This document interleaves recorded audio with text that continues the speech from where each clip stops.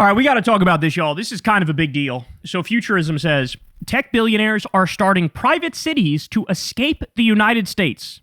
Can you imagine being that rich and miserable? So, look, we've been warning about this for a while. I feel like people have pointed this out when it comes to Elon Musk in particular for a while. He is trying to peace out. He's trying to dip from this planet. How many times has he talked about Mars, for example? Right? How many times have these libertarian tech broligarch billionaires said they want to do this thing called seasteading, where they basically create an artificial country on the sea, right? It's like a floating country, basically. And they want to live there under total libertarian rules. They even did this with Honduras. The guy that Trump just pardoned, the drug kingpin who sent $20 billion of cocaine into the country, and Trump just pardoned him, fascist leader of Honduras. That guy is allowing the tech broligarch billionaires to create their own little libertarian paradise in Honduras. And so, if you think they give a fuck about you, if you think they're trying to improve the country and make things better, if you think they're, using AI and technology to bring us into a utopian type future, you're a sucker. Because they have not been more clear. They couldn't be more clear when they say, we want AI to replace all the jobs, right? They're going to take your job while they cut the social safety net. The country's going to go to shit. There's going to be rampant violence, and they're going to fucking leave. So here we go. Here's what they say. As economic discontent grows throughout the world's techno-billionaires are heading for the promised land, but first they'll have to build it. At the Network State Conference held in Singapore earlier in October, former Coinbase Chief Technology Officer Balaji Srinivasan shared his vision for the ultimate exit by tech industry elites from the failing United States. I think it's fair to say in 2025 we have a movement. That movement is the rise of startup societies, a pro-corporate, anti-government coalition of tech magnates, libertarian idealists, and neoliberal economic theorists. As the Financial Times notes, in new reporting on the phenomenon, the movement is indeed growing. What once was the stuff of dystopian fiction like the BioShock franchise is now the task of some 120 startup societies throughout the world, each scrambling to erect specially built cities to court billionaires who feel maligned by organized society. Srinivasan, for example, runs a network school on an artificial island in Singapore known as Forest City, described as a frontier community for techno-optimists and society as a service. The network school costs $1,500 a month for basic members. For that, participants get access to luxuries like co-working spaces, high-speed Wi-Fi, and even office pods, according to the network school website. Of course, no Silicon Valley retreat would be complete without its half-baked events. Though Forest City is mostly a ghost town, as attendee Jules Fowa described it, members can come together and network at exciting seminars like Riz 101, Get What You Want from Life, and Junto, The Assassination of Charlie Kirk.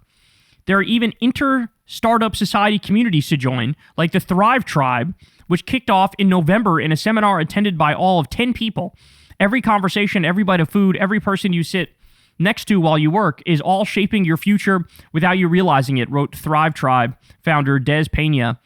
That's why I created this space, to rewire your reality. While tech billionaires and venture capitalists are throwing an ungodly amount of fuel on the fire, startup societies aren't a new fad. For decades, libertarians have been dreaming of ways to break free of the bonds of organized society.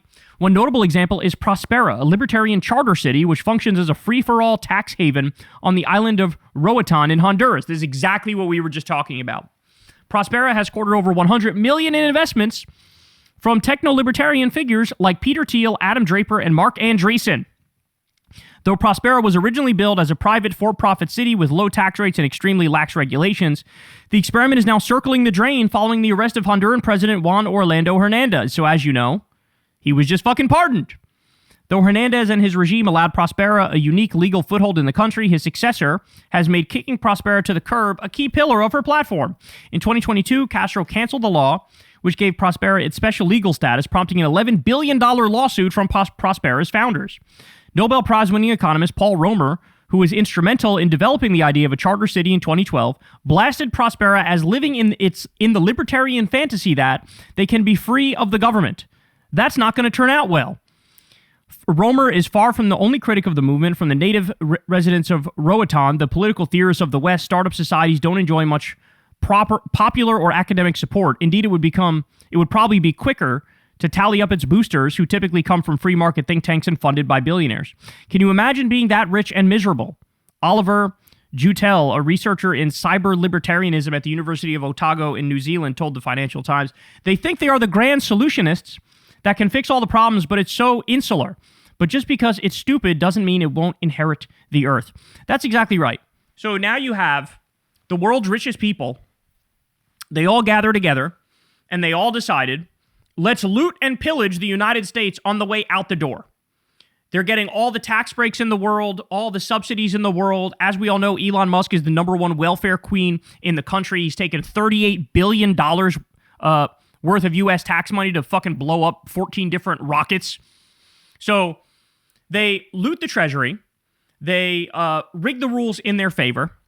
They decide, well, let's also cut the social safety net on the way out here. So it's a multi-front war against you. It's your taxes go up, their taxes go down. They get the subsidies, which is also your money. They destroy the social safety net. As on the way out the door, they try to set up their own little utopian societies, their own little areas where they'll try to put up a giant private gate, a giant wall to keep you out as the end times are near, right? As climate change takes over and, you have catastrophes based on extreme weather events, as the corruption is so completely and utterly out of control that the governments no longer represent us in any way, shape, or form, as the wars, take off and we eventually end up having wars over water because of the climate crisis. You got all these horrific scenarios brought about by the billionaires, and then the billionaires are going to fucking peace out and leave us with this mess that they created. So, yeah, it's a bit of a problem when the people who have the most money in society, the people who have the most power in society, the people who have the most influence over the government in our society, they're not planning on being here for the long run, are they? They're not. They're planning on fucking getting out of Dodge as soon as the shit hits the fan and fucking, rip out all the stuff down to the studs that they'll take with them. Like, these are fucking traitors to the country. They're traitors to the country is what they are. And their end result is not positive. In fact, nobody should really be a billionaire, if you think about it. Nobody should be a billionaire. Because with that much wealth comes an inordinate amount of power, and extreme wealth undermines democracy by its very nature. You can't have one individual with as much power as, like, a fucking small country. That's insane. And so that's what's happened. The billionaires have undermined democracy in this country and undermined, governance across the world. And they end up getting their way come hell or high water. And here we are.